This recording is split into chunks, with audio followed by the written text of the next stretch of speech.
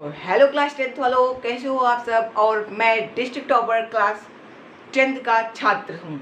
तो मैंने class 10th के हाई स्कूल में ज़िले में चौथा स्थान प्राप्त किया है, मतलब रैंक 4 बात होती है।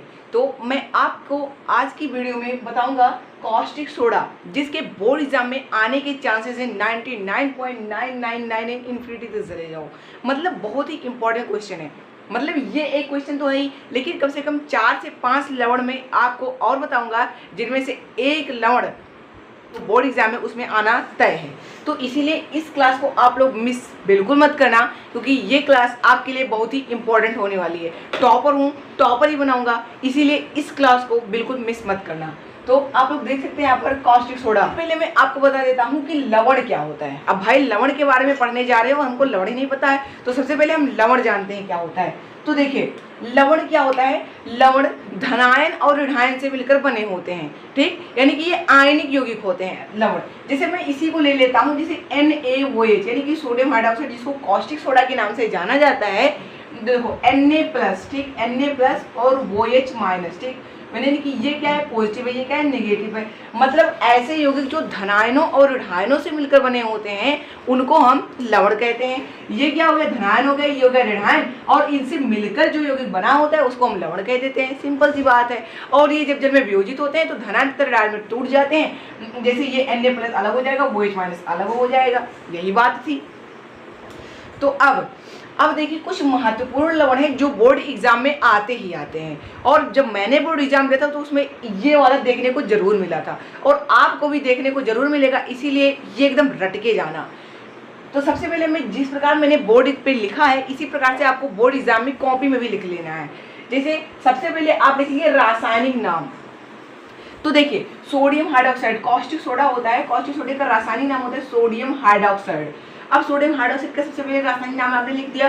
अब आप लिखेंगे रासायनिक सूत्र, यानी कि आणविक सूत्र, और इसका आणविक सूत्र होता है NaOH, ठीक, यानी कि Na मतलब क्या होगा, सोडियम, और हाइड्रोक्साइड क्योंकि OH आयन होता है, और OH आयन आपको जहां भी दिख जाए उसको आप लोग कहेंगे हाइड्रोक्साइड आयन, ठीक है। तो हाइड्रोक्साइड आयन सोडियम के साथ जुड़ गया, इसीलिए नाम हो गया सोडियम हाइड्रोक्साइड।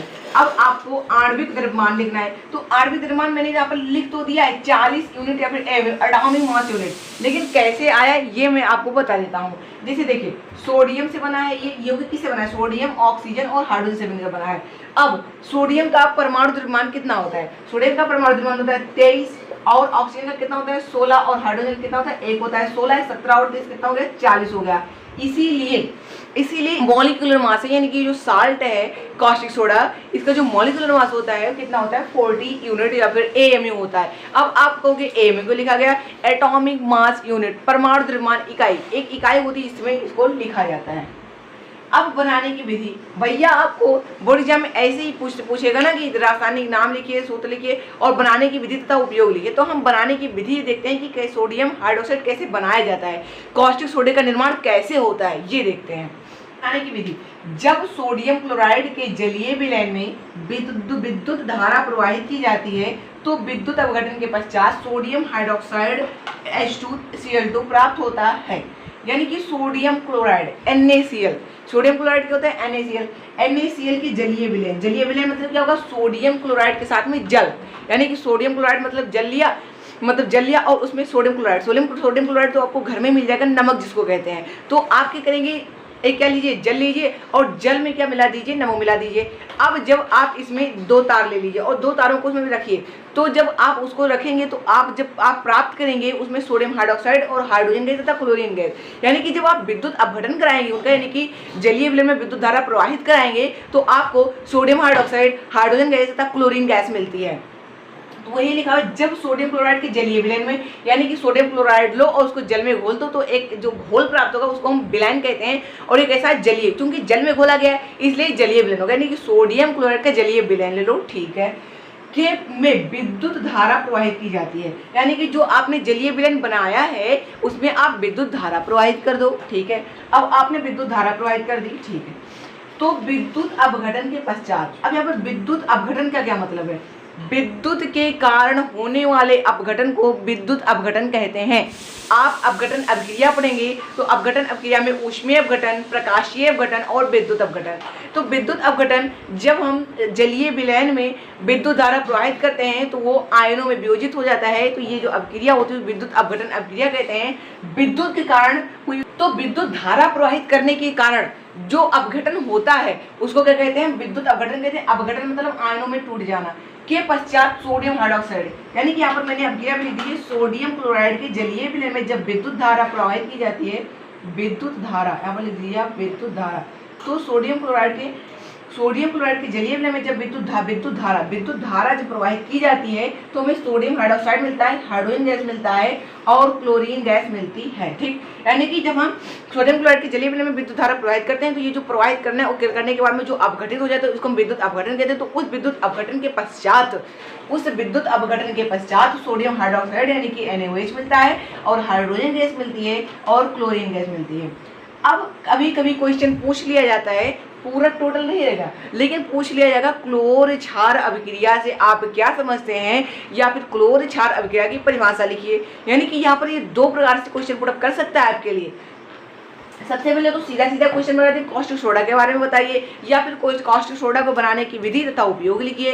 तो उपयोग और बनाने की विधि जब पूछेगा तो आप इतना पूरा अच्छे से लिख देंगे और आप उपयोग में आपको आगे बताऊंगा। तो अब यहाँ पर पूछ लेगा क्लोर क्षार अभिक्रिया से आप क्या समझते हैं, या फिर क्लोर क्षार अभिक्रिया कोई परिभाषा लिखिए फिर बताइए। तो देखिए क्लोर क्षार अभिक्रिया क्या होती है। यहाँ पर आपको क्या मिली? सोडियम क्लोराइड मिली और यहाँ पर ये क्या है? NaOH।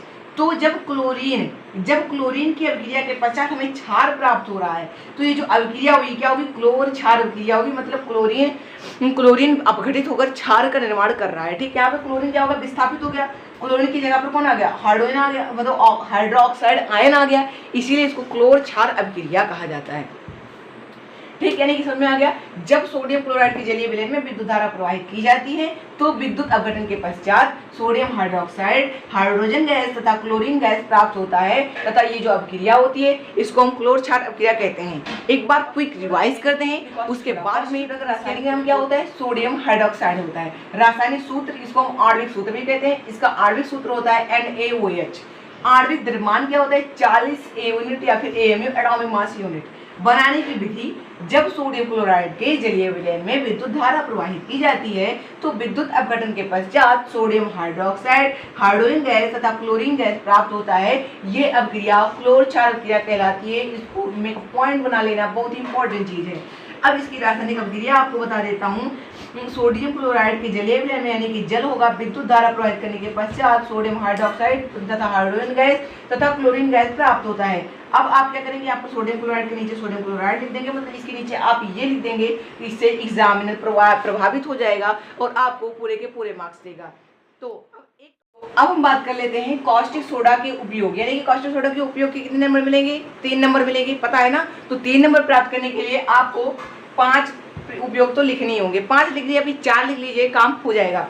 तो सबसे पहला उपयोग है प्रयोगशाला में अभिकर्मक के रूप में। अभिकर्मक क्या होता है? वह पदार्थ जिसका उपयोग अन्य पदार्थ को बनाने के लिए किया जाता है। तो देखिए हर पदार्थ किसी न किसी उपयोग में आ ही जाता है, इसीलिए आपको कोई भी पदार्थ हो, कोई भी लवण हो, जैसे कास्टिक सोडा हो गया, बेकिंग सोडा, ब्लीचिंग पाउडर, कोई भी होगा, विरंजन चूर्ण हो गया, तो इनमें एक गुण तो आपको, मतलब जो एक उपयोग है ये तो आपका फिक्स ही है। क्या? प्रयोगशाला में अभिकर्मक के रूप में। तो आप ये लिख सकते हैं, जैसे NaOH है तो NaOH का प्रयोग कहीं भी किया जा सकता है। ठीक है, कहीं भी इसका उपयोग कर सकते हैं। और उसके बाद में धातुओं से ग्रीस हटाने के लिए, धातुओं से ग्रीस हटाने में किसका प्रयोग किया जाता है? कास्टिक सोडा यानी कि सोडियम हाइड्रोक्साइड का प्रयोग किया जाता है। धातुओं पर ग्रीस लगी होती है, उस पर जब इसका छिड़काव किया जाता है तो वो सारी ग्रीस साफ हो जाती है। तो ये पहला होगा प्रयोगशाला में अभिकर्मक के रूप में, दूसरा धातु से ग्रीस हटाने में, तीसरे कागज उद्योग में। कागज उद्योग में लुगदी निर्माण में इसका प्रयोग किया जाता है, सोडियम हाइड्रोक्साइड का प्रयोग। पहला प्रयोगशाला में अभिकर्मक के रूप में, दूसरा धातु से ग्रीस हटाने में, तीसरा कागज उद्योग में, चौथा है कृत्रिम रेशों के निर्माण में। यानी कि जहां ना कृत्रिम रेशों का निर्माण होता है वहां पर भी इसका प्रयोग किया जाता है। रेसे जो होते हैं उनका निर्माण में इसका प्रयोग किया जाता है ताकि उन्हें लचीला बना सके। और पेट्रोलियम के शुद्धिकरण में भी इसका प्रयोग किया जाता है। यानी कि सबसे पहला प्रयोगशाला में अभिकर्मक के रूप में, दूसरा धातुओं से ग्रीस हटाने में, तीसरा कागज उद्योग में, चौथा कृत्रिम रेशों के निर्माण में और पांचवा पेट्रोलियम के शुद्धिकरण में। तो आशा करते हैं ये वीडियो आपको पसंद आई होगी। अब कम से कम 4 महत्वपूर्ण और बचे हैं, तो इनके 4 वीडियोस मैं बता दूंगा और इन 5 वीडियोस को देख लें। 10-10 मिनट की वीडियोस हैं, टोटल 50 मिनट की वीडियो हुई। अब आपको इसमें 1 घंटे भी नहीं देना है। आपको अगर वीडियो देख लेते हैं तो आपकी कॉन्सेप्ट क्लियर हो जाएगा, और कॉन्सेप्ट क्लियर हो जाएगा तो कम से कम 6 नंबर आपके पक्के हो जाएंगे। अतः वीडियो को लाइक शेयर एंड सब्सक्राइब।